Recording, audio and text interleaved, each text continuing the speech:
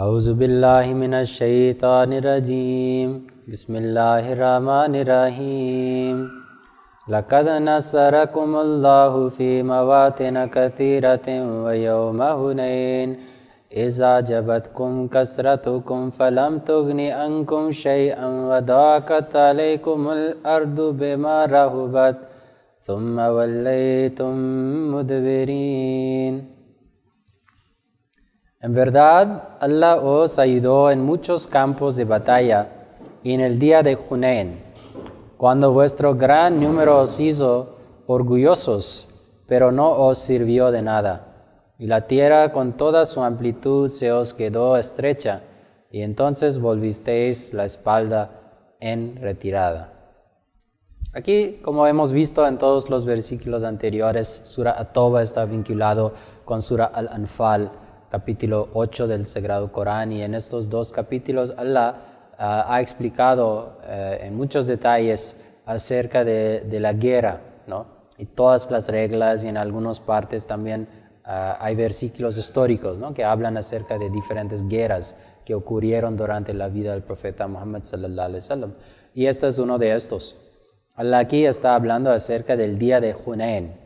Básicamente, en el año 8 después de la Hijra, después de la emigración del profeta Muhammad sallallahu alaihi wasallam desde la ciudad de Meca hacia la ciudad de Medina, poco antes de esta batalla el profeta Muhammad sallallahu alaihi wasallam había conquistado la ciudad de Meca, podemos decir la sede de toda Arabia en ese momento.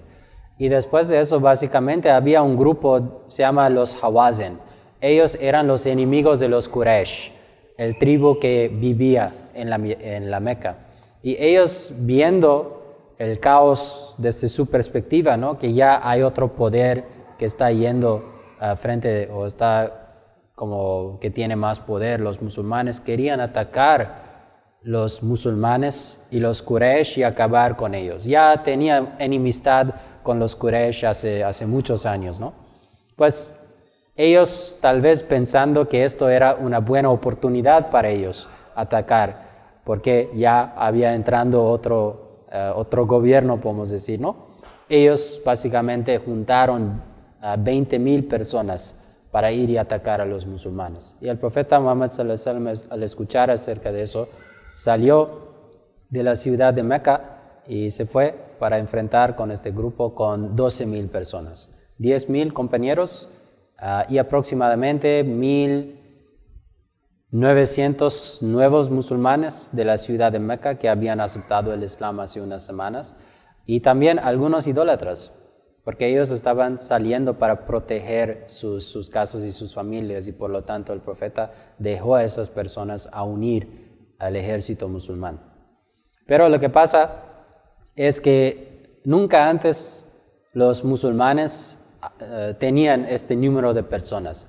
Y especialmente para los nuevos, podemos decir que para los nuevos musulmanes y para los idólatras específicamente, esto era un gran ejército, que ellos nunca habían estado en un ejército de 12,000 soldados antes. Y ellos empezaron a decir palabras orgullosas, empezaron a decir que hoy en día nadie nos va a vencer por el gran número, por la cantidad de personas lo que tenemos.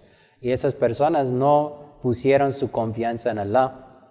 En vez de confiar en Allah, ellos empezaron a decir que nosotros mismos tenemos el poder de hacer todo ahora. No, es decir, tal vez que no necesitamos Allah como tuvimos la necesidad anteriormente. Y Allah hace referencia a esas personas aquí, los nuevos musulmanes y los idólatras que empezaron a decir cosas así. Pues Allah dice que en verdad Allah os ayudó en muchos campos de batalla y en el día de Hunain, cuando vuestro gran número os hizo orgullosos, pero no os sirvió de nada. Pues, y luego Allah menciona que lo que pasa es que cuando los musulmanes, o el ejército, no podemos decir los musulmanes completamente, el ejército llegó al lugar y empezaron a entrar en un tipo valle. El enemigo, los Hawazin, empezaron el ataque de repente sobre ellos. Y los nuevos musulmanes y los idólatras que antes estaban yendo enfrente del ejército con orgullo, de repente empezaron a huir. Y el lugar era tan estrecho que por su huida los otros musulmanes no podían llegar, ¿sí? Había un tipo, ¿cómo se llama? Stampede, ¿no? Eso, ¿sí? Que todos estaban yendo atrás y los musulmanes que querían ir enfrente no podían.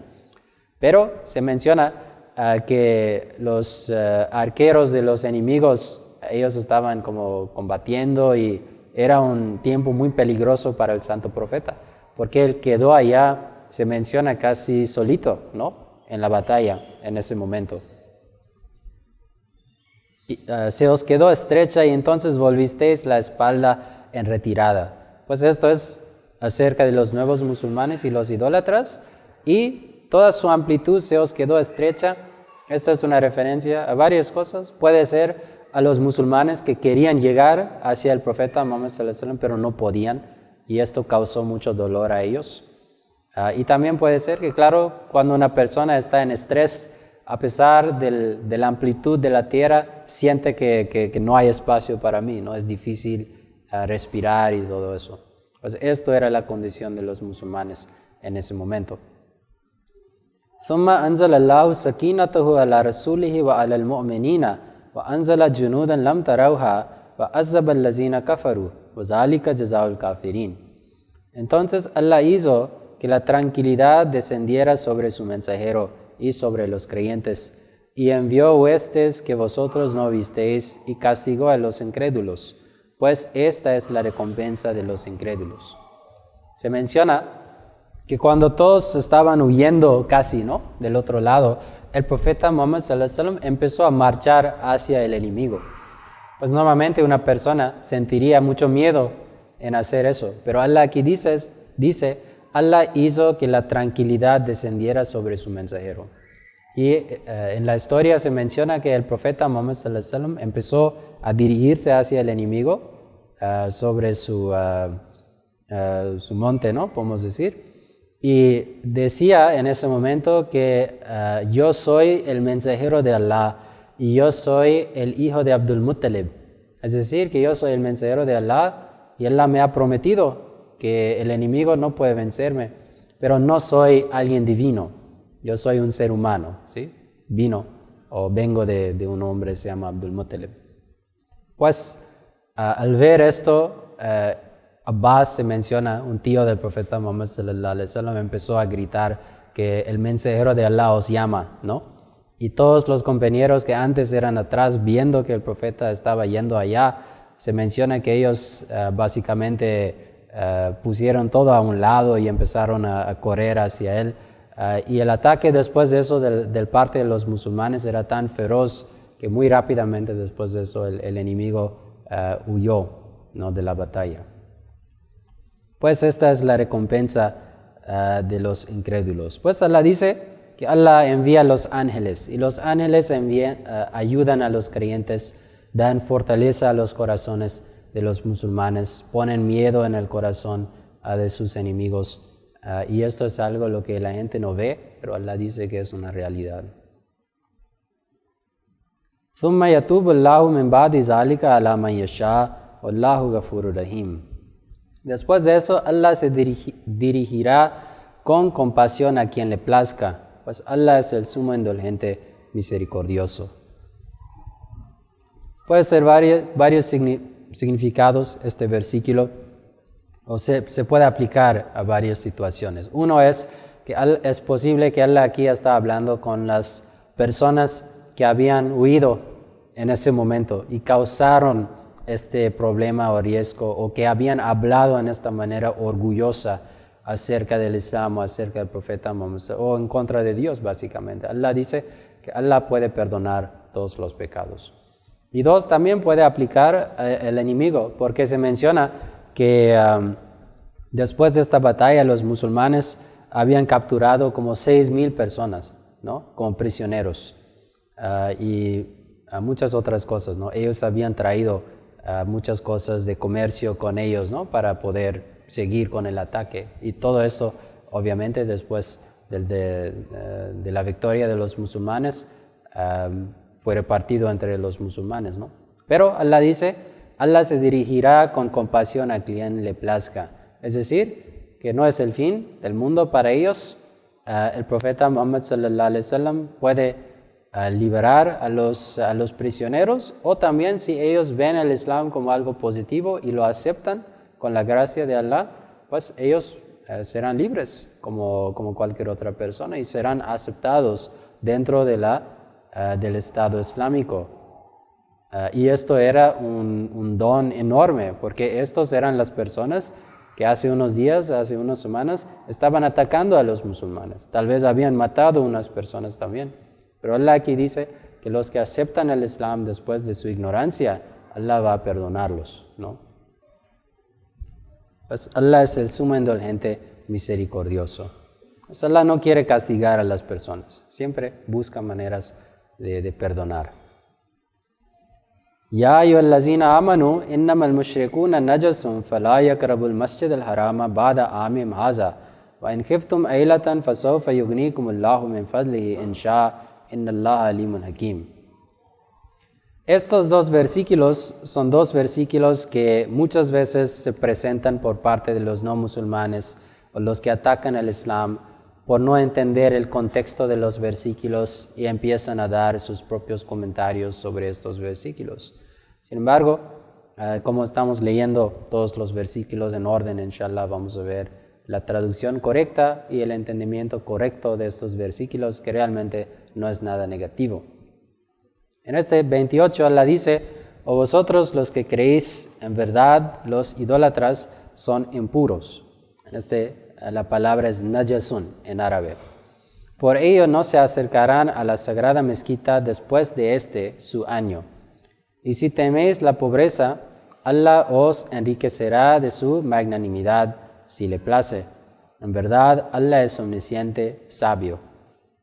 Pues aquí, ¿qué ha mencionado Allah primero? En árabe Allah dice: innamal mushrikuna najasun, que los idólatras son impuros.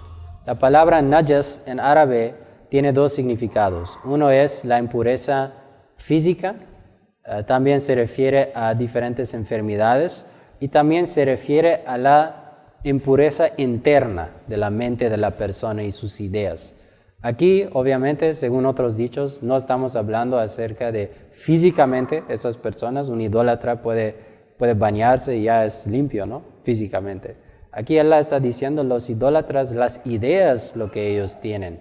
Y la consecuencia de sus ideas idólatras es algo impuro. Y por lo tanto, Allah aquí ha mencionado que los idólatras, los que realmente son idólatras, la idea de idolatría es algo muy impuro.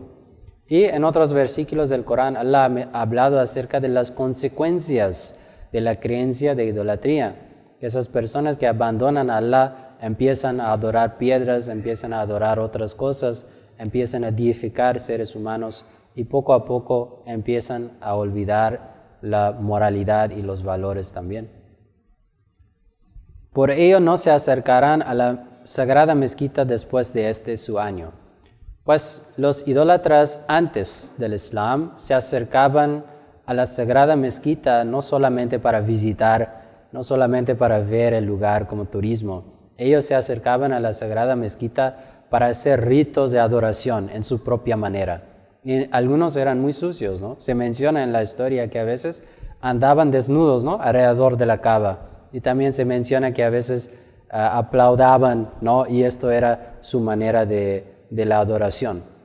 Pues aquí Allah dice que cuando dice que no se acercarán a la sagrada mezquita, nosotros lo entendemos que ya no hay permiso para ellos acercarse para hacer estos tipos de adoraciones, porque la sagrada mezquita, la Kaaba, es un lugar que es una manifestación del monoteísmo puro, y por lo tanto no puede ser otro tipo de culto allá que se dirige a los ídolos o a otras cosas. Pero nosotros los ahmadís decimos que todavía pueden ir allá, si quieren ir a visitar, a conocer, por ejemplo, no hay ninguna restricción. Sin embargo, hoy en día muchos musulmanes dicen, otros musulmanes, no ahmadís, musulmanes no ahmadís, dicen que ningún no musulmán puede ir a la Kaaba, ningún no musulmán puede ir a estos lugares. Y nosotros decimos que eso no es correcto. Esto no es el entendimiento de este versículo.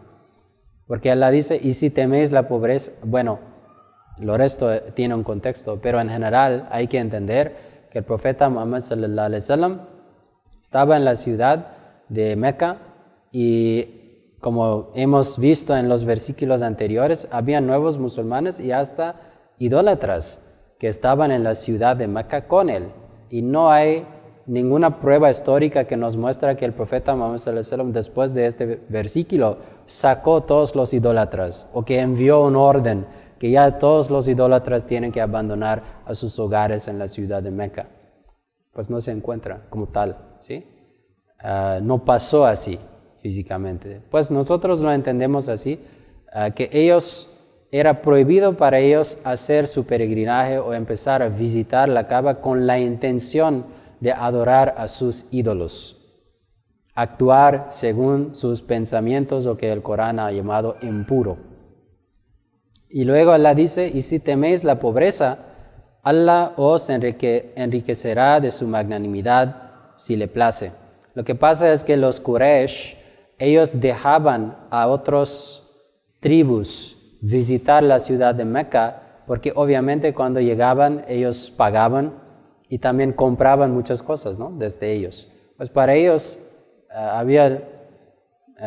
que todo este peregrinaje o la adoración por parte de los idólatras había convertido en un comercio, un negocio para ellos. Aquí dice que si teméis la pobreza, que si vamos a prohibir a esas personas de llegar para sus ritos, ¿cómo vamos a sobrevivir? ¿No? No van a venir para gastar sus cosas. Allah dice, Allah os enriquecerá de su magnanimidad. Pues Allah dice que no hay que preocuparse acerca de la parte del comercio. Allah con sus bendiciones dará otros métodos para los musulmanes a ganar. En verdad, Allah es omnisciente, sabio. Y el siguiente versículo, que también acerca de esto hay mucho malentendimiento, pero inshallah vamos a verlo ahorita. Dice, combatid a aquellos de entre el pueblo del libro que no creen en Allah ni en el último día, ni consideran ilícito lo que Allah y su mensajero han declarado ilícito, ni siguen la verdadera religión hasta que paguen el tributo sumisamente con su propia mano y reconozcan su estado de sometimiento. Pues a veces los que atacan el Islam, especialmente, presentan este versículo y dicen que mira, el Islam está enseñando que hay que ir y combatir con las personas, ¿no? Hasta que no aceptan el Islam. Pues primero el versículo no dice que tienen que aceptar el Islam, ¿sí? Pues esto es erróneo. 2, cuando vemos el contexto de este versículo, en los versículos anteriores Allah estaba hablando acerca de los idólatras que no habían entrado en una alianza con los musulmanes y eran rebeldes, básicamente. Antes estaban atacando a los musulmanes. Aquí Allah, después de terminar con la discusión acerca de los idólatras, empieza a hablar acerca del pueblo del libro, que es otro grupo, ¿sí? ¿Y qué dice? Todavía dentro de este contexto de que hay rebeldes dentro del país, algunos son grupos de los idólatras y Allah aquí explica que hay algunos que dicen que son judíos, son del pueblo del libro. Pero Allah dice, ¿qué pasa con ellos? Son un tipo de judío que no cree en Dios, no creen en el último día, no consideran ilícito lo que Allah y su mensajero han declarado ilícito. ¿Y qué es ilícito? Matar a los inocentes, robar a las personas, no en las calles. Pues Allah dice, lo que está explicando aquí, que estos fueron judíos solo en nombre. Realmente eran ladrones, eran personas asesinando personas, ¿no? Pero no decían que ellos eran idólatras, decían que ellos eran el pueblo elegido, podemos decir, que eran judíos. Pues acerca de este grupo, ahora Allah está diciendo que mira, dicen que son judíos, aunque tienen un libro, no lo siguen, ni creen en Dios, son judíos que son ateos en este caso, no creen en el último día, no creen que hay consecuencia o hay una consecuencia de sus acciones, ni consideran ilícito las demás cosas básicas que el Islam ha dicho que es ilícito, ni siguen la verdadera religión, obviamente no son musulmanes, y hasta que pagan el tributo sumisamente con su propia mano y reconozcan su estado de sometimiento. Aquí Allah ha hablado acerca del tributo que es un tipo de impuesto que se llama jizya. Y básicamente en la ley islámica lo que se encuentra es que el Estado islámico tiene la obligación a proteger a todos los ciudadanos. Y los ciudadanos tienen la obligación a pagar un impuesto, todos, no importa su fe. Para los musulmanes, ellos pagan zakat. Zakat es un tipo de limosna o impuesto sobre los musulmanes. Y también esto se usa para la religión y para muchas otras cosas. Pero obviamente para un no musulmán sería injusto pedir el mismo impuesto que se usará para fines religiosos desde una persona no musulmana. Y por lo tanto para ellos había otro impuesto que se llama jizya, que históricamente tuvo una tasa menos que zakat. Los musulmanes estaban pagando más, ¿sí? Y los no musulmanes que vivían bajo el Estado Islámico recibían todos los beneficios y la protección. Ellos estaban pagando menos en cuanto al impuesto, porque ellos no fueron obligados a ayudar en los asuntos islámicos como los demás musulmanes. Pues aquí Allah dice que ellos deben de someterse al Estado Islámico y tienen que pagar impuestos. Los que no pagan impuestos en cualquier país del mundo son rebeldes, ¿no? Y Allah dice que hasta que no pagan el impuesto de jizya sumisamente y no aceptan la autoridad del gobierno del tiempo, no deben de parar lo que es la batalla contra ellos, porque obviamente ellos siguen con la batalla o su batalla. Pues esto es el contexto de este versículo, que es bien claro, ¿no? Cuando vemos el contexto, todos los versículos anteriores, esto es el entendimiento. Y claro, porque hay otros versículos que hablan acerca de cómo las reglas acerca de la guerra y los musulmanes nunca libraron una guerra agresiva, nunca libraron una guerra para convertir forzosamente a las personas hacia el Islam. Pues dentro de este contexto, con todos los demás versículos, esto es el significado de este versículo, que tiene mucho sentido y no es algo erróneo. Y pues ya todos nosotros sabemos